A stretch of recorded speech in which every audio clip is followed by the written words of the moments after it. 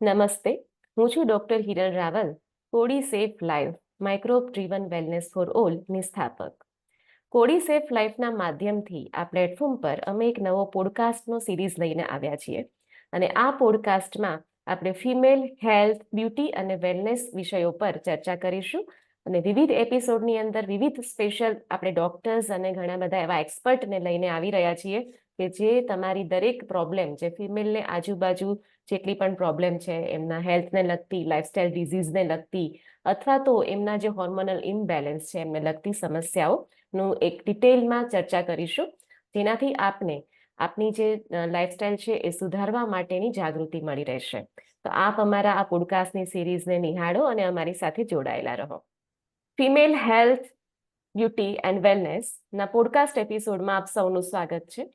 આજનો આપણો એપિસોડ ઓબેસિટીને લગતો છે, જેની અંદર આપણે ઓબેસિટીના એક્સપર્ટ ડોક્ટર ઋતા સવાણીને વેલકમ કરીશું. ડોક્ટર ઋતા સવાણી, આપનું ખૂબ ખૂબ સ્વાગત. કોડી સેફ લાઈફ આપનું ખૂબ સ્વાગત કરે છે. Good evening ma'am, thank you for inviting me. Welcome, most welcome. અને આપનો જે એક્સપિરિયન્સ છે ઓબેસિટીને લગતો અને લાઇફસ્ટાઇલ ડિઝીઝને લગતો, એ આજે આપણા જે કંઈ વ્યુઅર્સ છે એમને ખૂબ જ વધારે ઉપયોગી થઈ પડશે. અને બીજી વાત કે આપણે આજે સ્પેસિફિકલી ફિમેલ ઓરિએન્ટેડ જ ઓબેસિટી ઉપર વાત કરી રહ્યા છીએ. ઓબેસિટીનો પ્રશ્ન ખરેખર જનરલ છે, મેલ ફિમેલ બંનેને જ સરખો જ અત્યારે સળગતો પ્રશ્ન છે એમ કહી શકાય. પણ અત્યારે આપણે જે પોડકાસ્ટ આયોજન કર્યું છે એ સ્પેસિફિકલી ફિમેલની સરાઉન્ડિંગ આયોજન કર્યું છે, એટલે ફિમેલને જ લગતા આપણે આ પ્રશ્નો જે છે અને એમની જે સમસ્યાઓ છે એમના વિશે આજે વિગતવાર ચર્ચા કરીશું. પહેલા તો મને પ્રશ્ન એ થાય કે આપનો અભ્યાસ છે BHMS, ડાયટિશિયન અને ન્યુટ્રિશનમાં તમારો ઇન્ટરેસ્ટ ક્યારથી છે અને શું કારણ છે કે જેના કારણે તમે ડોક્ટર છો તો હોમિયોપેથીની પ્રેક્ટિસ તો કરો જ છો, પણ સાથે સાથે ડાયટ અને ન્યુટ્રિશન ઉપર વધારે ફોકસ કરો છો? મારો ઇન્ટરેસ્ટ ડાયટમાં ત્યારથી જ આવ્યો જ્યારે પેશન્ટને મેડિસિન આપવાથી ટેમ્પરરી રિલીફ થાય છે. કોઈ પણ જે કન્ડિશન છે ને એમાં મેં એવું વિચાર્યું કે ડોક્ટર તો છે જ, એટલું નોલેજ તો છે જ કે પેશન્ટને સારા કરી શકીએ, તો નોલેજ એવું એડ ઓન કરીએ જેનાથી પેશન્ટને લાઈફ ટાઈમ માટે આપણે એક નવી વે ઓફ ટ્રીટમેન્ટ આપી શકીએ, અથવા તો કહેવાય ને આખી જિંદગી જ બદલી શકે જો આપણે પેશન્ટને ખાલી ખોરાક વિશે સમજાવીએ તો. પહેલા મેં મારાથી સ્ટાર્ટ કર્યું. મારો પોતાનો વેઇટ 20 કિલો વધારે હતો. ઓકે. પેલા ન્યુટ્રિશન થી મારામાં રિઝલ્ટ લાવ્યું છે અને પછી મેં ન્યુટ્રિશન નો કોર્સ કરેલો છે ડિપ્લોમામાં, ન્યુટ્રિશન એન્ડ ડાયટિશિયન નો, અને પછી મેં 8 મહિનાથી મારું પોતાનું ક્લિનિક સ્ટાર્ટ કર્યું છે diet and nutrition related. Okay. અને ક્લિનિકનું નામ પણ ખૂબ એટ્રેક્ટિવ છે. અને આજના સમયમાં જોવા જઈએ ને કે તમે કે હું આપણે મોલમાં કે કોઈ પણ જગ્યાએ શોપિંગ કરવા જઈશું તો જે પણ ડ્રિંક્સ અવેલેબલ છે, જે પણ ઠંડા પીણા અવેલેબલ છે, અને લોકોનો અત્યારે એઝ અ ગેસ્ટ પણ આપણે કોઈના ઘરે જઈએ તો મોટા ભાગે આપણને રેડીમેડ ડ્રિંક્સ જ જે પેકેજમાં ડ્રિંક્સ મળતા હોય છે એ જ આપણને સર્વ કરતા હોય છે મોટા ભાગે. અને આમાં સૌથી મોટું ઇન્ગ્રેડિયન્ટ શુગર છે. અને તમારી ક્લિનિકનું નામ છે નો મોર શુગર, અને that is very very pin point અને બહુ ટાર્ગેટેડ તમે નામ રાખ્યું છે. તો આના પાછળ પણ તમારું એક રહસ્ય હશે અને એની પાછળ પણ તમારું કંઈક રીઝન હશે, એમના વિશે પણ થોડીક વાત કરો. મારું વિઝન એવું હતું કે મેઇન ઇશ્યુ જે બોડીમાં આવે છે ને શુગર, એક્સેસ શુગર થી જ આવે છે. તો ક્લિનિક નું નામ અને ટેગલાઈન જ એવી રાખી છે જેનાથી લોકોને આઈડિયા જ આવી જાય કે આપણે શેના ઉપર વર્ક કરીએ છીએ. નો મોર શુગર એટલે લાઈફમાં વધારે એક્સ્ટ્રા શુગરની જરૂર નથી. અને મારી જે ટેગલાઈન છે make your health good bye food, ખોરાક જ તમારી દવા છે અને ખોરાક જ તમારી દવા ઓછી કરાવશે અથવા તમને હેલ્થ સારી કરાવશે. એટલે આ બહુ પર્ટિક્યુલર નામ રાખેલું છે, ઘણું વિચારીને કે જો મેઇન જે ઇન્ગ્રેડિયન્ટ છે જે આપણને રોગ કરે છે એવું કહી શકીએ, એ જ જો આપણી લાઈફમાંથી ઓછું થઈ જાય તો આપણને રોગ થવાના જ નથી, તો મેડિસિનની કોઈ જરૂર જ નથી ઇન ફ્યુચર. ઓકે. પણ આપણે જોઈએ છે કે સવારે ટૂથપેસ્ટથી ચાલુ કરી અને રાતે સૂતી વખતે જે પણ આપણા પેટમાં જઈ રહ્યું છે એમાં મોસ્ટ ઓફ ધ કન્ટેન્ટ જે જઈ રહ્યું છે તે શુગર જઈ રહ્યું છે. તો આ વસ્તુથી કેવી રીતે બચી શકાય? અને લોકો તો મોટા ભાગે શું છે કે એડવર્ટાઇઝમેન્ટ છે, પછી લાઈક શુગરનું પણ એક એડિક્શન હોય છે, જેમ કે અમુક પર્સન્ટેજ શુગર રોજની હેબિટ થઈ ગઈ છે અને એટલું શુગર જો અંદર કન્ટેન્ટ ના જાય તો એ વ્યક્તિને બેચેની જેવું લાગે અથવા તેને શુગર લેવી પડે એવી કંઈક એડિક્શન થઈ જતી હોય છે. તો આમાંથી તો એકદમ નો મોર શુગર વાળું જે ટેગલાઈન છે એ કદાચ મેડિકલ પ્રોફેશનલ છે એ કદાચ ફોલો કરી શકે, પણ જે જનરલ પબ્લિક છે કે જનરલ ફિમેલ કે જે કણ છે એ મોટા ભાગે એટ્રેક્ટ થઈ જાય છે આવા જ્યુસીસ રેડીમેડ કે ચલો ભાઈ કોઈ ગેસ્ટ આવે તો સીધું રેડી આપી દો, આપણે એટલી મહેનત ના પડે. યસ, તો આના વિશે તમે શું માનો છો અને શું તમે એડવાઇસ આપશો કે શું કરવું જોઈએ? મારું એવું માનવું છે કે જે બહારથી રેડીમેડ ફૂડ મળે છે ને એ આપણી લાઈફસ્ટાઈલ અથવા તો આપણા રોગ લાવે છે. તો બહારનું જે રેડીમેડ પેકેડ ફૂડ છે હમ. જે ઇઝીલી અવેલેબલ છે અને આપણું કામ ઓછું કરે છે, ખાલી કામ જ ઓછું કરે છે, આપણી હેલ્થ અલ્ટિમેટલી ખરાબ કરે છે, તો એ ઓછું કરવું જોઈએ. શુગર કોઈનાથી ડાયરેક્ટ કટ ડાઉન, મતલબ કટ ડાઉન ઇન સેન્સ ઓછી નહીં થાય, તો એની એક હેબિટ પાડવી પડશે. કારણ કે આપણે અલ્ટિમેટલી જે બધો ખોરાક લઈએ છીએ ને એનું ગ્લુકોઝ જ બનાવે છે, બોડી એની શુગર જ બનાવે છે, તો આપણે એક્સ્ટ્રાની જરૂર જ નથી. બરાબર, એટલે જ મેં પર્ટિક્યુલર ટેગ લાઈન રાખી છે કે નો મોર શુગર. તમારા બોડીને એક્સ્ટ્રા શુગરની જરૂર નથી. જે રેગ્યુલરમાં આપણે ઇન્ગ્રેડિયન્ટ્સ તરીકે યુઝ કરતા હોઈએ સબ્જી બનાવવામાં અથવા તો દાળ બનાવવામાં, એટલું ઇનફ છે. જે આપણે સ્વીટ્સના રૂપમાં શુગર ખાઈએ છીએ એની આપણે કોઈ જરૂર જ નથી. એ જ અવેરનેસ હું લોકોમાં ફેલાવવા માંગતી હતી ને એટલે જ મેં પર્ટિક્યુલર ટેગ લાઈન રાખી છે, નો મોર શુગર. ઓકે, તો તમારી દ્રષ્ટિએ શુગર લેવાથી શું નુકસાન થઈ શકે એના વિશે આપણે પહેલા ચર્ચા કરીએ અને પછી આપણે એવી ચર્ચા કરીએ કે શુગર ન લઈએ તો શું ફાયદા થઈ શકે. તો પહેલા આપણે ચર્ચા એવી કરીએ કે શુગર માનો કે વધારે જઈ રહી છે બોડીની અંદર, તો બોડીની જે સાયકલ્સ છે, મેડિકલ પ્રોફેશન તરીકે આપણે તો જાણીએ છીએ પણ ફિમેલને આપણે વધારે અવેર કરવી છે કે શુગર કન્ટેન્ટ છે એ જે તે વસ્તુમાં જે હોય છે, અને કદાચ લેબલ પણ સમટાઈમ નથી હોતું માર્કેટમાં જે પ્રોડક્ટ્સ હોય છે અને લેબલ રીડ પણ નથી કરતા આપણે, ખાલી એના જે લેબલ્સ અને એટ્રેક્ટિવ પેકેજિંગને હોય છે ને એડવર્ટાઇઝમેન્ટ હોય છે કે સેલિબ્રિટી એડવર્ટાઇઝ કરી રહી છે એ ખાલી જોઈને આપણે લઈ લેતા હોઈએ છીએ. અને કાં તો ડેઈલી લાઈફની અંદર કોઈ ગેસ્ટ આવે છે તો મારે ઓછી મહેનત કરીને ફ્રીજમાં એના સ્ટોક રાખી મૂકે, કોઈ ગેસ્ટ આવે એટલે ગ્લાસમાં ભરીને સીધું આપી દેવાય. આ એક પર્પઝ હોય છે ફિમેલને ઓરિએન્ટેડ આપણે વાત કરીએ તો પહેલા આપણે એ ચર્ચા કરીએ કે શુગર જો આટલા મોટા પ્રમાણમાં આપણા બોડીમાં જાય તો નાનપણથી ફિમેલ જ્યારથી હજી એકદમ ચાઇલ્ડ એજમાં છે ત્યારથી શું પ્રશ્ન થઈ શકે? શુગર છે ને અમુક લિમિટ કરતા વધારે છે ને એટલે તો ગર્લ્સને પહેલા મેન્સ્ટ્રુઅલ ઇશ્યુ આવે છે, જેમને નોર્મલ મેન્સેસની સાયકલ આવી જોઈએ ને એ ડિસ્ટર્બ થઈ જાય છે. પ્લસ હમણાં છે ને ડાયાબિટીસના કેસ યંગ ફિમેલમાં વધી ગયા છે. પહેલા આપણને જયારે કોઈ પણ પર્ટિક્યુલર લાઇફસ્ટાઇલ ડિઝીઝ આવતો ને આફ્ટર 40 આવતો, એના બદલે ફિમેલ્સમાં હવે 20 થી 21 વર્ષે બધા ડિઝીઝ જોવા મળ્યા છે. તો જે પર્ટિક્યુલર જે આપણે શુગર લઈએ છીએ એક્સ્ટ્રા, પહેલા તો તમને મેન્સ્ટ્રુઅલ ઇશ્યુ લાવી દેશે, મતલબ મેન્સીસ ઇરેગ્યુલર થઈ જશે, વેઇટ ગેઇન થશે, ઇન્સ્યુલિન રેઝિસ્ટન્સ છે જે બધા જ ડિઝીઝનું મેઇન કોઝ છે એ થશે. બરાબર, આના સિવાય પીસીઓડી છે, પીસીઓએસ છે જેવા ગાયનેક રિલેટેડ ઇશ્યુઝ છે એ થઈ શકે.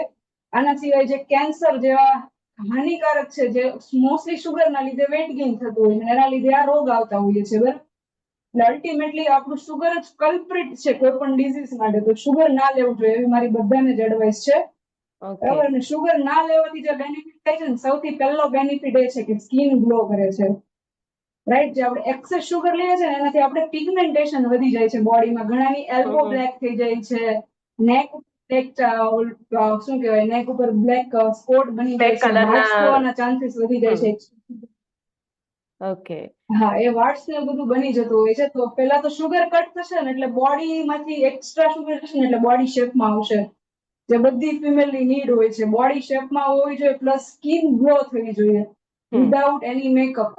શુગર તમે 3 મંથ્સ માટે કમ્પ્લીટ કટ કરશો ને એટલે બોડી પરફેક્ટ શેપમાં આવી જશે અને સ્કિનમાં રિઝલ્ટ જોવા મળશે, જે ખાસ નીડ હોય છે. આના સિવાય હેલ્થ ચેલેન્જીસ જે છે એ બધામાં રિકવરી જોવા મળે છે. ડાયાબિટીસમાં રિઝલ્ટ જોવા મળે છે. ડાયાબિટીસ ઘણા પેશન્ટની રિવર્સ થાય છે તો શુગર બંધ કરાવીએ તો. મેન્સીસ રેગ્યુલર થતા હોય છે લોકોના, બરાબર, અને મેન્સીસ દરમિયાન જે ફિમેલને જે પ્રોબ્લેમ્સ થતી હોય છે, વધારે પડતો દુખાવો થવો, પગ કળવા, એ બધું પણ રિઝલ્ટ જોવા મળે છે પેશન્ટમાં જો શુગર ઓછી કરે ને તો. ઓકે, અને બીજું છે ને આપણે એ પણ એક માન્યતા તમે પણ ધ્યાનમાં આવી હશે ને મારા પણ ધ્યાનમાં છે જ્યારે આપણે લોકોને મળતા હોઈએ છીએ અને એમના પ્રશ્નો જે હોય છે, તો એ રીતે આપણે જોવા જઈએ ને તો લોકોની એવી એક માન્યતા છે કે જે સ્વીટનેસ જે હોય, મીન્સ મીઠું હોય એટલે ગળ્યું જેને આપણે કહીએ, ટેસ્ટમાં જે ગળ્યું લાગતું હોય એમાં જ શુગર હોય, એક આ પણ માન્યતા છે. તો ઘણી વખત તો એવું માની લેતા હોય છે, અમુક એવા શુગરના સોર્સિસ ખાતા હોય પણ ટેસ્ટમાં સ્વીટ ના હોય, મીઠા કે ગળ્યા ના હોય, એના લીધે કન્ઝમ્પશન કન્ટિન્યુ કરે. તો એવા પણ થોડા સોર્સિસના નામ તમે જણાવી દો આપણા વ્યુઅર્સને, જેથી કરીને એમને ખ્યાલ આવે કે આ પણ કન્ટેન્ટ ભલે સ્વીટ નથી લાગતું પણ એની અંદરથી સોર્સ તો આપણને એઝ અ શુગર જ મળવાનો છે.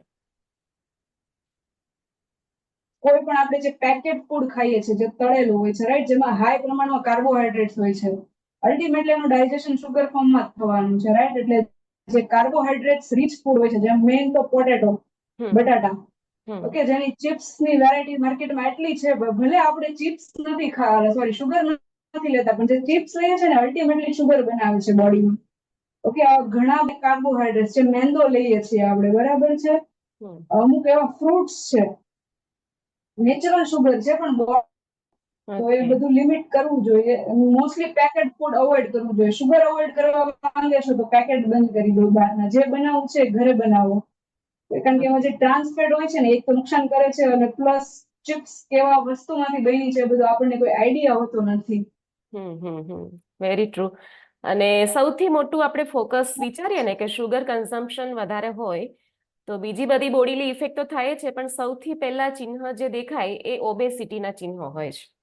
બરાબર, એટલે મોટા ભાગે સ્ત્રીનું યસ, વેઇટ ગેઇન થવા માંડે ધીમે ધીમે, અને વેઇટ ગેઇન થશે એટલે વેઇટ ગેઇન એટલે એક પ્રકારનો ગેટ છે કે જેનાથી બીજા બધા ડિઝીઝ પછી એન્ટ્રી કરી શકે. તો ઓબેસિટી વિશે યસ. થોડીક આપણે ચર્ચા સ્ટાર્ટ કરીએ. તો ઓબેસિટી ક્યારે કહી શકાય? કોઈ પણ વ્યક્તિનું વજન વધારે ન હોય ત્યાર પહેલાથી જે સિમ્ટમ દેખાવા માંડે, સિમ્ટમમાં કોનો સમાવેશ થાય છે જેથી ખ્યાલ આવે છે કે આ વ્યક્તિ હવે ઓબેસિટી તરફ જઈ રહ્યું છે? ઓકે, ફર્સ્ટ છે ને ઓબેસિટી આપણે કાઉન્ટ કરશું બીએમઆઈ પરથી, જેમાં આપણો હાઇટ અને વેટ નો રેશિયો લેવાનો હોય છે. ઓબેસિટી ત્યારે કહી શકીએ જ્યારે આપણી હાઇટ કરતા આપણો વેટ ઇન્ક્રીઝ થઈ રહ્યો છે, બરાબર. તો એક ખાસ જાણવાનું છે કે આપણો બીએમઆઈ કેટલો રહે છે, બરાબર. 24.9 સુધી બીએમઆઈ નોર્મલ કહેવાય છે. 24.9 કરતા જો ઇન્ક્રીઝ થાય છે તો પેશન્ટ આપણે એવું ગણી શકીએ કે ઓબેસિટી તરફ જઈ રહ્યું છે. ઓકે. મોસ્ટલી ઓબેસિટી તરફ જતો હશે ને ત્યારે કોઈ ખાસ હેલ્થ ઇશ્યુ નહીં દેખાય પેશન્ટમાં, પણ ફેટ ડિપોઝિશન દેખાવા મળશે. થોડું થોડું બધી જગ્યાએ ફેટ ડિપોઝિટ થવા મળશે, એટલે પેટનો ભાગ બહાર આવો, ફિમેલમાં મોસ્ટલી થાય અને હિપનો ભાગ બહાર આવો, આવું બધું થવા મળશે. એટલે હેલ્થ ચેન્જીસ કોઈ જ્યારે પેશન્ટ ઓબેસિટી તરફ જઈ છે ત્યારે નહીં દેખાય. હેલ્થ ચેન્જીસ ક્યારે આવશે? જ્યારે પેશન્ટ 24.9 બીએમઆઈ થી 24.9 થી ઇન્ક્રીઝ થાય તો હેલ્થ ચેલેન્જીસ, ઓબેસિટી ગ્રેડ 1 કહેવાય છે જેને. અરે બરાબર. અને જો 29.9 જે આપણો બીએમઆઈ હોય છે એના કરતા જો ઇન્ક્રીઝ થવા માંડે તો પેશન્ટને આપણે ઓબેસ કહીશું, બરાબર છે. એટલે ઓબેસિટી આવી ગઈ છે પેશન્ટમાં. પછી ઓબેસિટી રિલેટેડ જે ચેલેન્જીસ હોય છે બોડીમાં એના પણ સ્ટાર્ટિંગ શરૂ થઈ જાય છે. જેમ કે ઘણાને વેટ માઇલ્ડ ગેઇન થશે ને તો પેઇનની શરૂઆત થઈ જશે, મોસ્ટલી ફિમેલમાં. ની પેઇન થશે, બેક પેઇન થશે, શોલ્ડર પેઇન થશે, બીકોઝ અલ્ટિમેટલી આપણા શરીરનો ભાર એના ઉપર આવે છે, એ બધા જોઈન્ટ્સ ઉપર. એટલે આપણે એ જો માઇનોર પેઇન શરૂ થઈ ગયા છે જેને મોસ્ટલી ફિમેલ અવોઇડ કરતી હોય છે, માઇનોર પેઇન તમને સાઇન આપે છે કે તમારા બોડીમાં કંઈક ચેન્જીસ આવી રહ્યા છે, તમે એના ઉપર ખાસ ધ્યાન આપો, બરાબર છે. એટલે મારે બધી ફિમેલને એક રિક્વેસ્ટ છે, જો પેઇન છે ને તો એના પર થોડુંક આપણે કન્સિડર કરીશું પેઇન. ઓકે. હા, અને ફિમેલ માટે તો આપણે એવું કહી શકીએ ને કે બધાનું ધ્યાન રાખશે, આખા ઘરમાં જેટલા પણ સભ્યો છે બધાનું ધ્યાન રાખશે, પણ પોતાની જે તકલીફો છે એમાં બિલકુલ ધ્યાન નહીં આપે. અને ધ્યાન યસ, ન આપતા કરતા એ પ્રોબ્લેમ એટલો મોટો થઈ જતો હોય છે કે પછી એમને ટેકલ કરવું ખૂબ અઘરું થઈ જતું હોય છે. તો આપણે થોડા રિસ્ક ફેક્ટરની યસ. પણ વાત કરી લઈએ. તમે જે ડાયાબિટીસના ગ્રેડ્સની વાત કરી, તો ગ્રેડ વાઇઝ કયા કયા રિસ્ક ફેક્ટર છે અને શું કરી શકાય? ઓબેસિટી છે ને આપણે 3 ગ્રેડમાં મેઇનલી ઇન્ક્લુડ કરતા હોઈએ છીએ. ગ્રેડ 1 માં મોસ્ટલી કોઈ રિસ્ક ફેક્ટર્સ અથવા હેલ્થ ઇશ્યુ નથી આવતા. જ્યારે ગ્રેડ 2 ઓબેસિટી તરફ જઈ ને ત્યારે હેલ્થ ચેલેન્જીસમાં છે ને લાઇફસ્ટાઇલ ડિઝીઝ આવવાના ચાન્સીસ વધી જાય છે, જેમ કે ડાયાબિટીસ છે, હાઇપરટેન્શન છે, કોલેસ્ટ્રોલ છે. મોસ્ટલી ફિમેલમાં છે ને ની પેઇન અને ગાયનેક રિલેટેડ ઇશ્યુઝ જોવા મળે છે. એની સાથે એમને હાડકાના રિલેટેડ કોઈ પણ ઇશ્યુ જોવા મળે છે, ઓસ્ટિયોઆર્થરાઇટિસ છે, બરાબર. એવા બધા હેલ્થ ચેલેન્જીસ વધી જાય છે. જ્યારે ગ્રેડ 3 ઓબેસિટી તરફ આપણે જઈ રહ્યા હોઈએ છીએ ત્યારે આપણને કેન્સર છે, પછી જે એટેક છે, હૃદયને લગતી કોઈ પણ બીમારી છે, એના ચાન્સીસ વધી જતા હોય છે, રાઈટ. મોસ્ટલી ગ્રેડ 3 ઓબેસિટી એટલે તમારે એવું ગણી શક્યો કે લાઈફ સ્પાન તમારી 50% ઓછી થઈ રહી છે. જો તમે આ કન્ટિન્યુ કરશો, આમાં જો કોઈ તમે ચેન્જીસ નથી લાવ્યા તો તમારી લાઈફ સ્પાન 50% ઓછી થઈ જશે રેગ્યુલર કરતા, બરાબર છે. એટલે ગ્રેડ 1 માં હોય ને ત્યાંથી ચેતી જવાનું. જ્યારે BMI ઇન્ક્રીઝ થઈ ગયો છે હાઈટ કરતા, ત્યાં ચેતી જવાનું છે કે હવે આપણે લાઈફસ્ટાઈલ ખરાબ થઈ રહી છે. જો નહીં લાવ્યા તો આપણે બધા જ ડિઝીઝ ને ઇન્વિટેશન આપશું જાતે, એવું કહી શકીએ આપણે. અને આ સિવાય જે કંઈ આપણે ઓબેસિટાઇઝ જે કઈ સિમ્ટમ ચાલુ થાય છે એના કોઝિસ કયા કયા હોઈ શકે? આપણે ફૂડ તો વાત કરી કે ઓવર ઇટિંગ છે કે પછી વધારે પડતી શુગર કન્ઝમ્પશન કર્યું, એ સિવાયના કયા, અને ઉંમરને સાથે સાથે કયા કયા ફેક્ટર્સ એમાં ઇન્વોલ્વ છે? ફર્સ્ટ છે ને આપણા જીન્સ જે હોય છે, જે આપણને આપણા પેરેન્ટ્સ માંથી મળેલા હોય છે, એ જીન એક છે ને આપણા જીન્સ જે આપણને આપણા પેરેન્ટ્સ માંથી મળેલા હોય છે, એ ખાસ રોલ ભજવે છે. કારણ કે અમુક એવા જીન્સ હોય છે જે નેચરલી આપણને ઓબેસ કરતા હોય, બીકોઝ આપણા બોથ પેરેન્ટ ઓબેસ છે, રાઈટ? મધર એકલી ઓબેસ છે, મતલબ ફિમેલ એક ઓબેસ છે, તો આપણા ઓબેસ થવાના ચાન્સીસ 50% હોય છે. જો બોથ પેરેન્ટ ઓબેસ છે તો આપણે 70% ચાન્સીસ હોય છે, બીકોઝ આપણા જીન મ્યુટેટ થઈ ગયા છે સમહાવ. ઓકે, તો એ જીન મ્યુટેશન ના લીધે આપણી ઓબેસિટી નક્કી થાય છે. બીજો હોય છે આપણી સેક્સ. ફિમેલ છીએ તો નેચરલી આપણી એડિપોસ ટિશ્યુ જે ફેટ સ્ટોર કરે છે બોડીમાં, ટિશ્યુની સંખ્યા જ આપણામાં બાય બોર્ન વધારે છે, બીકોઝ આપણે ઇન ફ્યુચર પ્રેગ્નન્સી કેરી કરવાની છે. તો બેબીના ડેવલપમેન્ટ માટે આપણા બાળપણથી આપણને સેલ્સ મળેલા હોય છે, તો નેચરલ સેલ વધારે હોય છે. આના સિવાય ઘણા હોર્મોન્સ છે જે ખાસ રોલ ભજવતા હોય છે, જેમ કે ફિમેલ હોર્મોન્સ છે, ઇસ્ટ્રોજન અને પ્રોજેસ્ટેરોન. એમાંથી ઇસ્ટ્રોજન છે ખાસ રોલ ભજવે છે ઓબેસિટીમાં, કારણ કે જે ઇસ્ટ્રોજન છે ને એડિપોસ ટિશ્યુની સાઇઝ ઇન્ક્રીઝ કરી દે છે. એ ઇન્ક્રીઝ કરે છે આપણે ફ્યુચર પ્લાનિંગ માટે, ઓકે, પણ આપણે સાઇઝ માંથી આપણે કઈ રીતે એમાંથી આપણે ફેટ સ્ટોર થઈએ છીએ, આપણે કેવું ફૂડ લઈએ છીએ, એ બધું જોડે ઇન્ક્લુડ હોય છે. એટલે લાઈફસ્ટાઈલ છે ને ખાસ મોટો રોલ ભજવે છે. બધાનો રોલ કરતા બેડ લાઈફસ્ટાઈલ ફિમેલની એ વધારે રોલ ભજવે છે, બરાબર? બીકોઝ બધાનો ટાઈમ સાચવવામાં પોતાનો ટાઈમ ભૂલી જાય છે, એ ખાસ જોવા મળે છે ફિમેલમાં, બરાબર છે? અને અમુક એવા હોર્મોન્સ હોય છે આપણી બોડીમાં જે આપણને નેચરલ ઓબેસિટી તરફ લઈ જતા હોય છે, જેમાં એક ગ્રેલિન નામનો હોર્મોન હોય છે. ગ્રેલિન છે ને આપણને એવું કહે કે હવે આપણને ભૂખ લાગી છે, 3 ટાઈમ ગ્રેલિન રિલીઝ થાય બોડીમાંથી. ભૂખ લાગી છે, હવે જમી, બરાબર? ઘણીવાર ફિમેલમાં ગ્રેલિનનું જ ઇમ્બેલેન્સ જોવા મળે છે due to improper sleep. Sleep સરખી નથી થતી. 8 કલાકની જે પ્રોપર સાઉન્ડ સ્લીપ હોવી જોઈએ એ નથી લેતા. જો સ્લીપ ડિસ્ટર્બ થશે તો CNS આખું આપણું માઇન્ડ ડિસ્ટર્બ થઈ જશે અને ગ્રેલિન કન્ટિન્યુઅસ રિલીઝ થયા કરશે, તો ભૂખ લાગ્યા જ કરશે નેચરલી. થોડા ટાઈમે ભૂખ લાગ્યા કરશે, બરાબર? એટલે ભૂખ લાગશે એટલે જમવાના તો છે જ, અને ગ્રેલિન મોસ્ટલી શુગર ક્રેવિંગ કરાવશે આપણી બોડીમાં. એટલે અલ્ટિમેટલી આપણે એવું કોઈ ફૂડ લેશું જેમાંથી આપણને નેચરલ શુગર મળવાની છે, એટલે વેઇટ ગેઇન થવાનું છે. તો એક આ સ્લીપ બહુ મોટો રોલ ભજવે છે બેડ લાઈફસ્ટાઈલ સિવાય. ઓકે, એટલે અને મોટા ભાગે આપણે જોઈશું કે ફિમેલ છે ને કોઈ પણ ઘરની અંદર સવારમાં સૌથી પહેલા ઉઠવા વાળી પણ ફિમેલ હશે ને સૌથી મોડે, એટલે કે સૌથી બધાની પછી સુવા વાળી પણ ફિમેલ જ હશે. એટલે બહુ ઓછો ડ્યુરેશન, અને એ પણ જેને આપણે સાઉન્ડ સ્લીપની તમે જે વાત કરી કે એકદમ સાઉન્ડ અને એટલા કલાકે કન્ટિન્યુઅસલી વિધાઉટ એની ડિસ્ટર્બન્સ સુવે છે, એ પીરિયડ પણ ખૂબ ઓછો હોય છે ફિમેલ માટે. કારણ કે એમને સતત ચિંતા હોય છે કે મારે સવારે ઉઠવાનું છે, સવારે આ કરવાનું છે, અને કદાચ એ હાઉસવાઈફ ના હોતા જોબ સિકિંગ ગર્લ હોય કે જોબ કરે છે, તો એમના થોડાક વધારે જવાબદારીઓને કારણે લેટ નાઇટ સુધી રીડિંગ્સ છે કે બધું થતું હોય છે, જેના કારણે પણ આ બધી વસ્તુ ડિસ્ટર્બ થતી હોય છે. આ સિવાય ડોક્ટર ઋતા આપણે થોડીક એ પણ ચર્ચા કરીએ કે ઘણા બધા રોગો અને એમની ટ્રીટમેન્ટથી પણ સમટાઈમ ઓબેસિટી આવી જતી હોય છે. તો ઘણા બધા રોગો પણ એવા છે કે જેના લીધે ઇન્ફ્લેમેશન વધે અને ઘણી વખત ઓબેસિટી એના સાઈડ ઇફેક્ટ તરીકે પણ આવતી હોય છે. તો એવા રોગો વિશે પણ આપણે ચર્ચા કરીએ, જેથી કરીને આપણા વ્યુઅર્સને વધારે થોડું માર્ગદર્શન મળી રહે. મોસ્ટલી ડાયાબિટીસ, જેને આપણે એન્ટી ડાયાબિટીક ડ્રગ્સ લેતા હોય છે અમુક, જે નેચરલી વેઇટ ગેઇન કરે છે પેશન્ટ, રાઈટ? નેક્સ્ટ સ્ટેપ હોય છે આપણો, જે આપણે એલર્જી માટે કોઈ પણ એલર્જીની મેડિસિન લેતા હોય છે, જેને આપણે એન્ટી હિસ્ટેમાઇન મેડિસિન કહેતા હોઈએ છીએ, એ નેચરલી વેઇટ ગેઇન કરાવતા હોઈએ છે. આના સિવાય ડિપ્રેશન નામનો રોગ છે, બરાબર? ડિપ્રેશનમાં પેશન્ટ સ્ટ્રેસ ઇટિંગ જોવા મળે છે, બરાબર? તો સ્ટ્રેસ ઇટિંગના લીધે પેશન્ટનો વેઇટ ગેઇન થાય છે, ને પ્લસ એન્ટી ડિપ્રેશન મેડિસિન જે આપણા હોર્મોન્સ ઇમ્બેલેન્સ કરે છે, જેના લીધે પણ વેઇટ ગેઇન જોવા મળતો હોય છે પેશન્ટમાં, બરાબર છે? આના સિવાય કોઈ પણ એમને ગાયનેક રિલેટેડ ઇશ્યુ છે, જેમ કે મેન્સીસ ઇરરેગ્યુલર આવતા હોય તો એને મેન્સીસ રેગ્યુલર મેડિસિન લેતા હોય જે હોર્મોન્સ કન્ટેન કરે છે, તો એનાથી પણ વેઇટ ગેઇન જોવા મળે છે. નેક્સ્ટ છે ઘણી ફિમેલ્સ પ્રેગ્નન્સી ના રહી કોન્ટ્રાસેપ્ટિવ પિલ્સ પ્રેગ્નન્સી ના રહી એ પિલ્સ લેતા હોય છે, એનાથી પણ વેઇટ ગેઇન થાય છે, બરાબર. એટલે જે હોર્મોનલ કોઈ પણ પિલ્સ છે વેઇટ ગેઇન કરે છે પેશન્ટનો.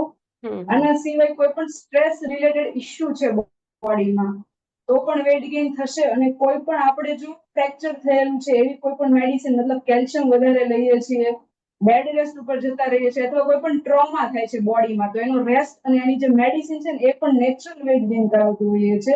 કારણ કે એટ ધેટ મોમેન્ટ બોડીને હિલિંગની જરૂર છે. તો એ હિલિંગ કઈ રીતે કરશે? વેઇટ ગેઇન કરીને અને પ્લસ ફેટ ડિપોઝિશન કરીને, જેથી ઇન ફ્યુચર એવા કોઈ ડિઝીઝ ના આવે, પાછા એવો કોઈ રોગ નહીં આવે, બરાબર. ઓકે. આ સિવાય રોગો તો જવાબદાર છે જ કે ઓબેસિટી આવે, પણ ઘણી વખત ઓબેસિટી પણ રોગોને નોતરે છે. અને હમણાં જે આપણે વાત કરી કે એક પ્રકારનો ગેટવે છે, એક ઓબેસિટી એટલે દરવાજો ખુલ્લો થયો અને એનાથી બધા જ રોગો પછી એન્ટ્રી કરી શકશે. તો એવા પણ રોગોની આપણે વાત કરીએ કે જેના લીધે ઓબેસિટી થયા પછી રોગો થવાની સંભાવના વધી જાય. એવા કયા કયા રોગો છે અને એના કઈ રીતે બચી શકાય?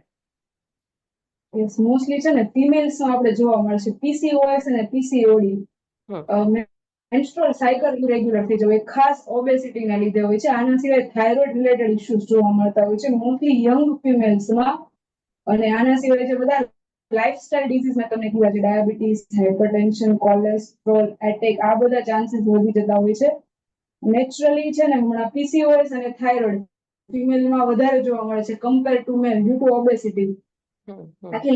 આખી જે હોર્મોન આપણે જે સાયકલ છે એ જ ડિસ્ટર્બ કરી દે છે ઓબેસિટી.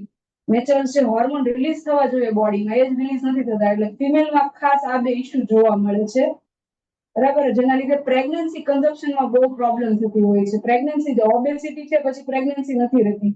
ઇન કેસ મેડિકેશન થી અથવા તો આપણે આઈવીએફ એવી કોઈ પણ સિસ્ટમ છે એનાથી આપણે પ્રેગ્નન્સી પ્લાન કરીએ છીએ, તો પ્રેગ્નન્સી દરમિયાન પણ આપણને રોગ આવવાના ચાન્સીસ વધી જતા હોય છે. જેમ કે પેશન્ટ પ્રેગ્નન્સી કરે છે, કન્સીવ કરે છે, તો એમનામાં ડાયાબિટીસ, હાઇપરટેન્શન અને થાઇરોઇડ પ્રેગ્નન્સીમાં આવવાના ચાન્સીસ વધી જાય છે. ઓકે. અને આ સિવાય બીજા કોઈ ફિઝિયોલોજીકલ ચેન્જ ખરા ફિમેલની લાઈફમાં સ્ટેજ વાઇઝ, એટલે કે એમની લાઈફના જે સ્ટેજીસ છે, આપણે નાનપણથી શરૂ કરીને મેનોપોઝના જે સ્ટેજીસ છે ત્યાં સુધીના બધા સ્ટેજીસમાં ફિઝિયોલોજીકલ ચેન્જીસ ખરા જેના લીધે ઓબેસિટી આવી શકે અને એ સમય દરમિયાન વધારે કેર કરવી જોઈએ? યસ, ફિમેલમાં મેઇનલી જે ઓબેસિટી શરૂ થાય છે ને પ્યુબર્ટીથી, મતલબ ગર્લ્સને જ્યારે ફર્સ્ટ ટાઈમ મેન્સીસ આવે છે ત્યારે એનામાં ફિમેલ્સ હોર્મોન રિલીઝ થવાની શરૂઆત થાય છે અને બોડી આખી ચેન્જ થઈ રહી છે, તો આપણને ફ્યુચરમાં પ્રેગ્નન્સી હેલ્પ કરવામાં, કન્ઝર્વ કરવામાં હેલ્પ કરતી હોય છે. એટ ધેટ મોમેન્ટ પ્યુબર્ટીમાં જ્યારે સિવિયર હોર્મોન ઇમ્બેલેન્સ હોય છે, કારણ કે ફર્સ્ટલી આપણે ફિમેલ્સ હોર્મોન જ નથી, પ્યુબર્ટીથી આપણે ફિમેલ હોર્મોન રિલીઝ થવાની શરૂઆત થાય છે ગર્લ્સની બોડીમાં. એ હોર્મોન ઇમ્બેલેન્સથી પણ ઓબેસિટી આવી શકે છે, બરાબર છે. એટલે જ્યારે બાળકને ફર્સ્ટ ટાઈમ મેન્સીસ આવે ને ત્યારે એમની ફૂડ હેબિટ ચેન્જ કરવી જોઈએ. જ્યારે ગર્લ્સને મેન્સીસ સ્ટાર્ટ થાય ત્યારે ન્યુટ્રિશન ફૂડ આપવાની સ્ટાર્ટ કરી દેવું જોઈએ, બરાબર છે. એના સિવાય જે મેઇન છે આપણું પ્રેગ્નન્સી, બરાબર છે. પ્રેગ્નન્સીમાં આપણે મોસ્ટલી ફૂડ જ એવું લેતા હોય છે કે જેના લીધે વેઇટ ગેઇન થતો હોય છે. ઓકે, એટલે પ્રેગ્નન્સી મોસ્ટ એવો ફેક્ટર છે જે વેઇટ ગેઇન કરાવે છે.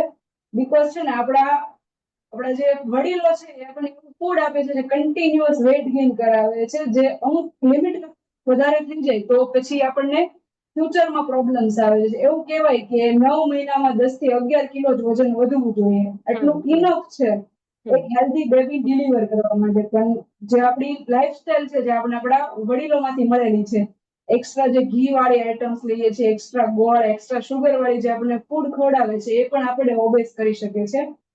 થ્રુ આઉટ પ્રેગ્નન્સી 12 કિલોથી જો વધારે તમને વેઇટ ગેઇન થયો છે તો પ્રેગ્નન્સી પછી તમારા બોડીમાં ચેન્જીસ આવવાના સ્ટાર્ટ થઈ જશે. પછી એ વેઇટ ગેઇન જે છે થયેલો છે એ નોર્મલ થવો થોડો અઘરો થઈ જાય છે ખાલી લાઈફસ્ટાઈલ ચેન્જીસ થી, બરાબર. એના માટે પછી ડાયટ અને ન્યુટ્રિશન તરફ જવું પડે છે, બરાબર. નેક્સ્ટ જે છે આપણું મેનોપોઝ, જ્યારે આપણા મેન્સીસ કમ્પ્લીટલી ડિસઅપિયર થઈ જાય છે બોડીમાંથી, ત્યારે ફિમેલ હોર્મોન ડ્રોપ આઉટ થવાની શરૂઆત થઈ જાય છે. 45 to 50 એજ હોય છે. મોસ્ટલી ફિમેલને બહુ બધા સ્ટ્રેસ આવી ગયા હોય છે એટ ધેટ મોમેન્ટ. ઘરના, પરિવારના સ્ટ્રેસ પણ એટલું હેલ્પ કરે છે મેનોપોઝ પછી વેઇટ ગેઇન કરવામાં, અને જે આપણા હોર્મોન ડિક્રીઝ થાય છે અમાઉન્ટ, એ પણ હેલ્પ કરે છે. બરાબર. એમાંથી મેઇન જે છે આપણું ઇસ્ટ્રોજન છે એ વેઇટ ગેઇનમાં ખાસ રોલ ભજવે છે. અને આ ત્રણેય સ્ટેજમાં ઇસ્ટ્રોજન જ સ્પાઇક થશે. પ્રોજેસ્ટેરોન છે એ નોર્મલ વેલ્યુમાં અપડાઉન થયા કરશે. ઇસ્ટ્રોજન આ ત્રણેય કન્ડિશનમાં વધારે હશે એટલે આપણું વેઇટ ગેઇન થવાનું જ છે. ઓકે. અને આ સિવાય ઘણા બધા પ્રયત્નો કરે છે લોકો કે જ્યારે વેઇટ એનું વધી જાય અને કપડાં, ખાસ કરીને ફિમેલ માટે હું વાત કરું છું, તો કપડાં ફિટ નથી થતા અથવા તો અમુક કપડાં એ પહેરી નથી શકતા, ડિસફિગર થઈ જાય છે, પેટનો નીચેનો ભાગ અથવા તો જેને આપણે લોઅર એબ્ડોમિનલ રીજન કહીએ એમાં ચરબીનો ભરાવો થઈ જાય છે, થાઈ રીઝનમાં ભરાવો થઈ જાય છે. તો આવી ફિમેલ પછી એવી ખૂબ જ એમ કહેવાય ને એટ્રેક્ટિવ, આકર્ષિત બધી જાહેરાતો હોય કે 1 મહિનામાં 10 કિલો વજન ઘટાડો, 1 મહિનામાં 12 કિલો વજન ઘટાડો, એ બધી એટ્રેક્ટિવ જાહેરાતો માર્કેટમાં અત્યારે ફૂલ ફ્લેજમાં ચાલી રહી છે. અને મારા ધ્યાનમાં છે કે અમુક ફૂડ સપ્લિમેન્ટ પણ એટલા highly sugar containing food supplement હોય છે કે વજન ઘટાડવાનું તો દૂરની વાત રહી, મસ્ક્યુલર વજન ઘટાડી દેશે, એટલે મસલ લોસ કરી દેશે એવી પણ ફૂડ યસ. સપ્લિમેન્ટ બજારમાં અત્યારે છે. અને લોકો હોશે હોશે લઈ રહ્યા છે અને એવું ખુશ થઈ રહ્યા છે કે મારું 1 મહિનામાં 10 કિલો વજન ઘટી ગયું, 12 કિલો વજન ઘટી ગયું. સો તમારી દ્રષ્ટિએ અને સાયન્ટિફિક દ્રષ્ટિએ અને પોઈન્ટ ઓફ વ્યૂથી જોઈએ તો કેટલી હદે યોગ્ય છે કે આવી જાહેરાતો જે આકર્ષિત જે જાહેરાતો હોય છે એનાથી આકર્ષાવવું જોઈએ કે કઈ રીતે? અને આઈડિયલ વેઇટ લોસમાં કેટલું વજન ઘટે કે જેથી કરીને દવાઓ કે ફૂડ સપ્લિમેન્ટ બંધ થાય પછી પણ વજન વધી ન જાય? આ પોઈન્ટ ઓફ વ્યૂમાં તમે થોડોક પ્રકાશ ફેંકો એટલે લોકોને અવેરનેસ થાય કે ખરેખર આવી જાહેરાતો આપણને ફક્ત ને ફક્ત એમ કહેવાય ને કે ખાલી આકર્ષણ માટે હોય છે ને એ લોકોના પૈસા કમાવા માટે હોય છે. યસ, છે ને એવું કહેવાતું હોય કે 1 મહિનામાં જો 3 થી 4 કિલો વેઇટ લોસ થાય છે ને તો એને હેલ્ધી કહી શકો છો તમે. હેલ્ધી ઇન સેન્સ કે તમે જ્યારે છોડશો એ વસ્તુ ડાયટ કરવાનું અથવા તો જો તમે ફૂડ લો છો એમાં તમે માઇલ્ડ એવા ચેન્જીસ લાવશો તો પાછું તમારું વેઇટ ગેઇન નહીં થાય, જેમ મેઇન ઇશ્યુ હોય છે. બરાબર છે. સપ્લિમેન્ટ્સ લેવા જોઈએ પણ અમુક લેવલના અને અમુક રીતે લેવા જોઈએ. બધા સપ્લિમેન્ટ્સ નહીં લેવા જોઈએ. અને ખાસ જે 1 મહિનામાં 10 કિલો, 12 કિલો, 15 કિલો જે આપણે વેઇટ લોસ કરીએ છીએ ને ઇન ફ્યુચર આપણામાં ઇન્સ્યુલિન રેઝિસ્ટન્સ કરીને ઇન ફ્યુચર આપણામાં ડાયાબિટીસ જેવા રોગો લાવતા હોઈએ છીએ. બરાબર. બીજું એવું કહી શકીએ કે જો કન્ટિન્યુઅસ 1 મહિનામાં જો આપણે 15 કિલો વેઇટ લોસ કરીએ તો આપણામાં વીકનેસ અને માલન્યુટ્રિશનની કમી આવી જતી હોય છે. જેના લીધે જે મેઇન ઓબેસિટી છે એ સાઈડ રહી જશે ને બીજા બધા રોગો જે માલન્યુટ્રિશન રિલેટેડ છે જેમ કે વિટામિન ડેફિશિયન્સી થઈ જશે, ની પેઇન થઈ જશે, બીજા વીકનેસીસ લાગશે.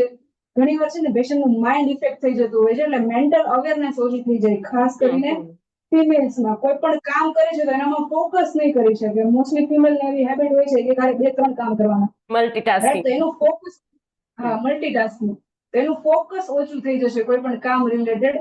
આના સિવાય શરીરમાં કન્ટિન્યુઅસ થાક લાગ્યા કરશે, ચીડિયાપણું ખાસ જે ફિમેલમાં જોવા મળતું હોય છે એ વધી જશે.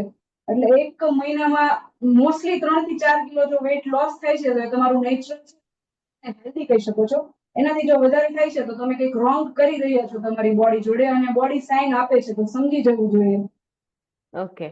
અને આ સિવાય પણ અમુક એવી ટ્રીટમેન્ટ છે, સર્જિકલ ટ્રીટમેન્ટ, લિપોસક્શન છે કે બેરિયાટિક સર્જરી છે, અને જનરલી એવો ક્લેમ હોય છે કે આની કોઈ સાઈડ ઇફેક્ટ નથી હોતી.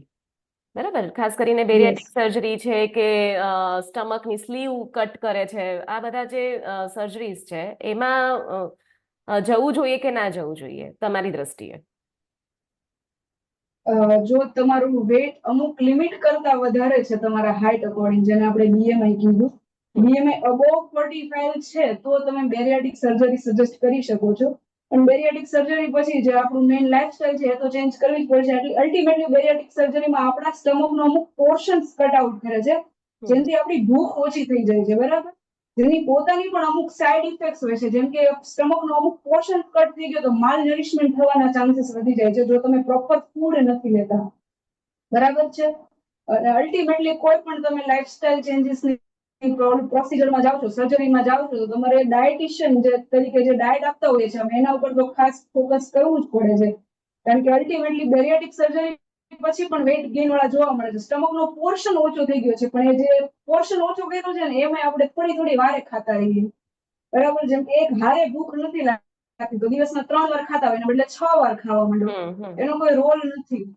ઓકે. બરાબર. અને માલ ન્યુટ્રિશન ખાસ જોવા મળે છે લોકોમાં. B12 ની ડેફિશિયન્સી આફ્ટર બેરિયાટિક સર્જરી અને અનેમિયા ફિમેલ્સમાં બહુ વધારે જોવા મળે છે. ઓકે, આ સિવાય લિપોસક્શન થી થતા ગેરફાયદા કોઈ ખરા તમારી ધ્યાનમાં હોય? અચ્છા, લિપોસક્શન લિપોસક્શન છે ને કરાવવાથી ગુડ ફેટ, હા ગુડ ફેટ જે હોય છે બોડીમાં એ પણ જોડે જતું રહે છે. હમ બરાબર છે. અલ્ટિમેટલી ફેટ જે ભગવાને આપ્યું છે તે આપણે અમુક હેલ્પ માટે આપેલું છે. જેમ કે ફેટ જો ફિમેલ લિપોસક્શન કરાવે છે ને તો ઇન ફ્યુચર પ્રેગ્નન્સીમાં મિસકેરેજ અને એવા ચાન્સીસ વધી જશે હોય, કારણ કે જે ફેટ છે ને આપણા બેબીના પ્રોટેક્શન માટે ગોડે આપેલું છે. તો હમ અનમેરિડ ફિમેલ એ વસ્તુ તરફ ના જવું જોઈએ. અને લિપોસક્શન ટેમ્પરરી તમારું ફેટ ડિપોઝિટ થયેલું છે સક કરી લે છે. બરાબર છે. અલ્ટિમેટલી આફ્ટર સમ ટાઈમ પાછળ ડિપોઝિટ થવાનું છે, કારણ કે આપણા બોડીમાં નેચરલ ટિશ્યુ છે એ તો પ્રેઝન્ટ જ છે. Yes yes. ને પાછું વેટ ગેઇનના ચાન્સીસ વધી જાય છે. ઓકે. ડોક્ટર રૂતા, હમણાં કોઈ તમારું એવું રીડિંગ ખરું જે એકદમ ફ્રેશલી તાજેતરમાં કોઈ એવા સર્વે થયા હોય, અને ખાસ કરીને ઓબેસિટીને લગતું જે હોય એવો કોઈ કેસ સ્ટડી હોય તો એ વિશે પણ તમે ચર્ચા કરી શકો છો, જેથી કરીને જે આપણા વ્યુઅર્સ છે એમનું કદાચ રીડિંગ ઓબેસિટીને લગતું ના હોય કદાચ, પણ આપણે એમને થોડુંક માર્ગદર્શન આપી શકીએ કે અત્યારે ખરેખર શું ચાલી રહ્યું છે. યસ, આપણે એવું ગણાતું ભારતમાં 1963માં કોલકાતામાં જે ભૂખમરો આવેલો આઝાદી પછી, ત્યારે એવું ગણાતું કે ભારત માલ નરીશ દેશ છે, જેનામાં ન્યુટ્રિશનની ખામી જોવા મળે છે. જે 2023ના સર્વે પ્રમાણે એવું કહેવાનું છે કે વર્લ્ડના જો આપણે ટોપ મોસ્ટ ઓબેસ કન્ટ્રી લઈએ તો એમાં ભારત ફર્સ્ટ નંબરે આવી ગયું છે, એવું ગણી શકીએ આપણે. બરાબર. મોસ્ટલી ફિમેલ્સમાં યંગ ફિમેલની ઓબેસિટી ઇન્ક્રીઝ થતી જાય છે. 33.2% ભારતની જે ફિમેલ છે ઓબેસ છે. બરાબર. જે રેશિયો બહુ જ વધારે કહેવાય, 33%. અને અમુક જે સર્વે હોય છે ને એવું કહે છે કે જો આપણે ચેન્જીસ નહીં કર્યા ને તો 50% થી 80% ફિમેલ્સ છે આપણી ઓબેસ થઈ જશે. બરાબર ને. તો આપણે ઓબેસિટી જે વધી રહી છે આટલા સ્પીડમાં, એના ઉપર ખાસ ધ્યાન રાખવું જોઈએ. બરાબર છે. એવું કહેવાય છે કે 2035 સુધીમાં ઓલમોસ્ટ 80% ભારતની ફિમેલ્સ, યંગ ફિમેલ્સ ઓબેસ થઈ ગઈ હશે. અને એક સર્વે છે એવું પણ કહે છે કે જો આ ઓબેસિટી રોકવામાં નહીં આવી તો 80% લોકો ઓબેસિટીથી જે મેઇન રિસ્ક ફેક્ટર છે, જેમ કે માયોકાર્ડિયલ ઇન્ફાર્ક્શન, જેને આપણે હાર્ટ એટેક કહેતા હોઈએ છીએ, ડેથ એનાથી થશે. ઓકે. 2030 સુધી જો ઓબેસિટી કંટ્રોલ નહીં આવી તો આપણા બધાના ડેથ હાર્ટ એટેકથી થશે, જેટલા લોકો ઓબેસ છે પર્ટિક્યુલરલી. તો તમારી દ્રષ્ટિએ શું લાગે છે, આટલા મોટા પ્રમાણમાં ભારત જેવા દેશની અંદર જે આયુર્વેદિક, જેની અંદર એમ કહી શકીએ ને આયુર્વેદનું જે જનક છે, તો આવા સરસ આયુર્વેદના જનક જે દેશની અંદર આ પ્રકારે કેવી રીતે ઓબેસિટી વધી શકે, કે જેને એમ કહી શકાય કે ઔષધ શાસ્ત્રના નિર્માતા તરીકે ભારતને આખું વિશ્વ જોઈ રહ્યું છે, તો એ સમયની અંદર આપણે એવી તો કઈ જાગૃતિ આપણી અંદર નથી, અથવા એવું તો શું ખૂટે છે? સમાજમાં એવા ડોક્ટરોની કમી છે, કે પછી અવેરનેસની કમી છે, કે લોકો અલગ પ્રકારના લાઈફસ્ટાઈલને ફોલો કરી રહ્યા છે, કે પશ્ચિમી સંસ્કૃતિને ફોલો કરી રહ્યા છે? કયું રીઝન મુખ્ય છે જેના કારણે આ પ્રશ્ન થવાની સંભાવના છે? શું લાગી રહ્યું છે તમારી દ્રષ્ટિએ? શું કહેશો, કયો પોઈન્ટ વધારે અસર કરી રહ્યો છે? મેં જે સર્વે કરેલા છે એ મુજબ એવું જોવા મળે છે કે મોસ્ટલી છે ને ફિમેલની લાઈફસ્ટાઈલ બીઝી થતી જાય છે. ઓકે, લાઈફસ્ટાઈલ બીઝી થતી જાય છે એટલે છે ને વેસ્ટર્ન કલ્ચર તરફ આકર્ષતા જાય છે. જેમ કે ત્યાં કેમ રેડીમેડ ફૂડ મળે છે, રાત્રે આવીને ખાલી કુક કરી લેવાનું, એ તરફ વધારે ફિમેલ્સ આકર્ષાય છે. બીકોઝ બધી જ ફિમેલ્સ અત્યારે કઈ ને કઈ વર્ક કરતી હોય છે. ઓકે, તો એ બેડ લાઈફસ્ટાઈલ છે. ઇઝીલી અવેલેબલ જે ફૂડ માર્કેટમાં રેડી ટુ કુક કહી શકીએ આપણે, ખાલી ઓપન કરીને ગરમ જ કરવાનું છે એ ફૂડ. બરાબર. અને ખાસ જે હમણાં ઓનલાઈન જે ફૂડ ડિલિવરી શરૂ થઈ છે એટ નાઇટ, બરાબર, ઝોમેટો છે, સ્વિગી છે, જે અલ્ટિમેટલી આપણને નાઇટમાં જ અવેલેબલ થતું હોય છે. બરાબર છે. તો એ એક ખાસ રીઝન છે. અને ખાસ જે બધા એવું કહેતા હોય છે કે અમારે તો વડીલ આવું ખાતા, એમને તો કઈ નહોતું. તો એમની જે ફિઝિકલ એક્ટિવિટી છે ને આપણી ફિઝિકલ એક્ટિવિટી છે, આપણે બધાનું જીવન બેઠાડું થઈ ગયું છે. આપણી ફિઝિકલ એક્ટિવિટી ઓછી થતી જાય છે ને કેલેરિક જે આપણા વડીલોએ આપેલો છે સવારમાં ઘી વાળું ખાવાનું, તીખું તળેલું ખાવાનું, એ બધું વધતું જાય છે. અલ્ટિમેટલી બધું છે ને બેડ લાઈફસ્ટાઈલ તરફ જઈ રહ્યું છે. અને એ જ છે મેઇન જે કહી શકીએ ઓબેસિટી. ઓકે, મીન્સ ખાલી લાઈફસ્ટાઈલ અવેરનેસ કરી દઈએ અને લાઈફસ્ટાઈલમાં થોડુંક ચેન્જ કરી દઈએ, થોડુંક ફૂડમાં ચેન્જ કરી દઈએ અને થોડીક ફિઝિકલ એક્ટિવિટી વધારી દઈએ, તો આ ઓબેસિટી વાળી જે ઘટના છે, જે ખરેખર તમે જે આંકડા બતાવ્યા કે ભવિષ્યમાં આ તરફ ભારત દેશ જઈ રહ્યો છે અને આટલા ટકા ઓબેસિટી વધશે, તો એને આપણે અટકાવી શકીએ. જાગ્યા ત્યાંથી સવાર અત્યારથી જાગીશું તો એ વસ્તુ આપણે કરી પણ શકીશું કે લાઈક આપણા ભારત જેવા દેશની અંદર આયુર્વેદની અંદર જેટલું આપણે આગળ વધ્યા છીએ એ વસ્તુ ખાલી એપ્લાય કરવાની જરૂર છે. હવે થોડીક ચર્ચા આપણે એવી પણ કરી લઈએ કે ફૂડની અંદર કયા કયા આપણે ચેન્જીસ કરીએ અથવા તો ફૂડને અથવા લાઈફસ્ટાઈલને આપણે કઈ રીતે કોલાબરેશનમાં લાવી અને કોર્ડિનેટ કરી અને આપણે આપણી લાઈફસ્ટાઈલમાં ચેન્જ કરવાથી ઓબેસિટીથી આપણે બચી શકીએ. તો એના વિશે પણ આપણે ચર્ચા કરી લઈએ. દર્શકોને વધારે એમાં જ ઇન્ટરેસ્ટ હશે કે હવે શું કરીએ. અત્યાર સુધી તો જે કર્યું તે, પણ હવે શું કરી શકાય. યસ, ફર્સ્ટ છે ને જે આપણે જે વિશ્વને આપેલું છે યોગા અને એક્સરસાઇઝ, જે આપણે એવું કહી શકીએ કે યોગાનું મૂળ ભારતમાં જ જન્મ થયેલો છે. તો યોગા છે બધા જ રોગો સારા કરી શકે છે એવું કહેવાય. બરાબર છે. તો સવારમાં મોસ્ટલી ફિમેલ્સ ને એટલીસ્ટ 15 થી 20 મિનિટનો ટાઈમ પોતાના માટે કાઢવો જોઈએ. અને એ ટાઈમમાં એક્સરસાઇઝ કરવી હોય તો એક્સરસાઇઝ કરી શકે. અધરવાઇઝ જે યોગા છે જે આપણને સ્ટ્રેસ રિલીઝ કરે છે, ફિઝિકલ એક્ટિવિટી વધારે છે અને પ્લસ આપણું માઇન્ડ કન્સન્ટ્રેશન વધારે છે. તો ફિઝિકલ એક્ટિવિટીમાં યોગા ખાસ એડ કરવા જોઈએ. આના સિવાય જે ફૂડ હેબિટ કહી શકીએ તો મોસ્ટલી ઇન્ડિયન ફેમિલીમાં કેવું હોય, સવારે નાસ્તો ઓછો બનતો હશે, લંચ એના કરતા વધારે બનતો હશે અને ડિનરમાં ફૂલ હશે, ફૂલ ડીશ હશે. બરાબર. અને આયુર્વેદ કેવું કે છે કે રાજા જેવો નાસ્તો કરવો જોઈએ, બપોરે પ્રજા જેવું જમવું જોઈએ ને રાત્રે જે રંક હોય, ભિખારી હોય એના જેવું જમવું જોઈએ. આપણે આખી ઊંધી લાઈફસ્ટાઈલ જીવી રહ્યા છીએ, એને ચેન્જ કરવાની જરૂર છે. સવારમાં મોસ્ટલી હેલ્ધી ન્યુટ્રિશન મળે ને એવો ખોરાક લેવો જોઈએ. બરાબર છે. સવારમાં ખાલી ચા પીવી અથવા તો કોફી લેવી અને જોડે નાસ્તો ન કરો, બ્રેકફાસ્ટ ન કરો, એ હેબિટ્સ મેઇનલી ફિમેલમાં જોવા મળે છે. અને ખાસ ફિમેલમાં એક એવી હેબિટ હોય છે કે રાત્રે જે લેફ્ટ ઓવર ફૂડ છે, જે રાતનું ઠંડુ પડે છે ને, એ ખાઈ લેવાનું. પોતાના માટે કઈ નવું નહીં બનાવવાનું. એ ફેંકી શું કામ દેવું, એવી ફિમેલની પેલી હોય છે, મેન્ટાલિટી હોય છે. તો એ ચેન્જ કરીને સવારમાં હેલ્ધી ન્યુટ્રિશન લેવાનું. બરાબર છે. જેનાથી એમને બધું જ ન્યુટ્રિશન બોડીમાં મળી રહે. બપોરે જે પોર્શન લે છે એમાં સેલેડ ઇન્ક્લુડ કરવું ખાસ જરૂરી છે, જેમાંથી આપણને ફાઈબર્સ મળી રહેશે અને ફેટ કટ ડાઉન કરવામાં હેલ્પ કરશે. બરાબર છે.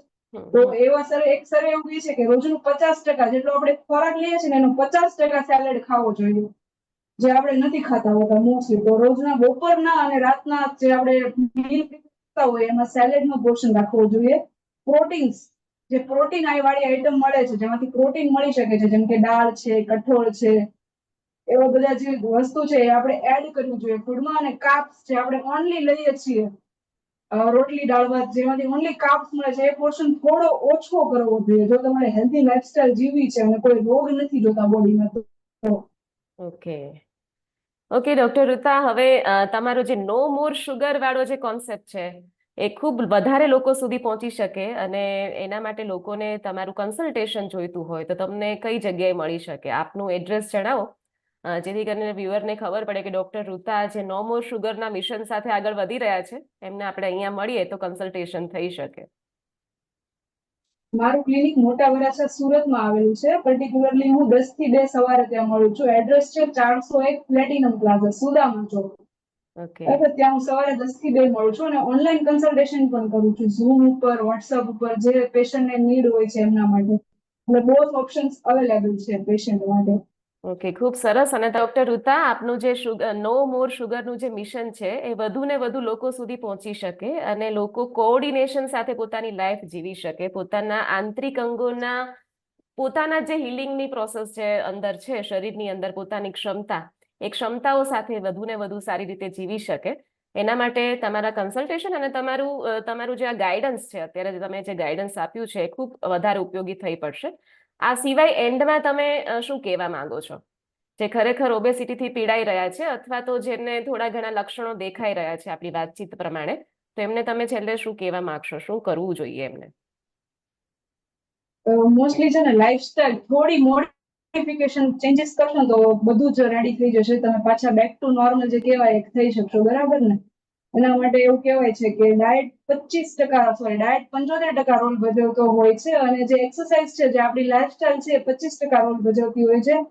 થોડી લાઈફસ્ટાઈલ મોડિફિકેશન અને ખાવાની જે આપણે પ્રોપર મીલની જે આપણી જે હેબિટ હોય થોડી ચેન્જ કરશું ને તો આપણે ઓબેસિટીથી થનારા રોગોથી બચી શકશું, જે ખાસ જરૂરી છે. બરાબર. જેમાં આપણે ન્યુટ્રિશન મળે એવા ફૂડ અવેલેબલ છે માર્કેટમાં, એનું કન્ઝપ્શન કરવું જોઈએ. ઓઇલી ફૂડ છે ઓછા કરવા જોઈએ, શુગર ઓછી કરવી જોઈએ. જે આપણને રેડી ટુ ઈટ મળે છે નેચરમાંથી, જે આપણને રેડી ટુ ઈટ મળે છે, જે આપણા વેજીટેબલ્સ છે, ફ્રૂટ્સ છે, એનો ઉપયોગ વધારે કરવો જોઈએ, એ ખાસ ઇમ્પોર્ટન્ટ છે. આના સિવાય જો કોઈ તમને ન્યુટ્રિશન ડેફિશિયન્સી છે જેના લીધે તમારા વેટ ગેઇન થાય છે અથવા કોઈ ઇશ્યુ આવે છે, તો ન્યુટ્રિશન ડેફિશિયન્સી છે એ સપ્લિમેન્ટ્સ થી અથવા તો કોઈ બીજા કોઈથી જે આપણને મેડિસિન મળે છે એનાથી પૂરી કરવી જોઈએ, જેનાથી ઇન ફ્યુચર તમે બચી શકો છો ખરાબ લાઈફસ્ટાઈલ થી અને આગળ જે તમને પ્રોબ્લેમ્સ આવવાના છે એનાથી.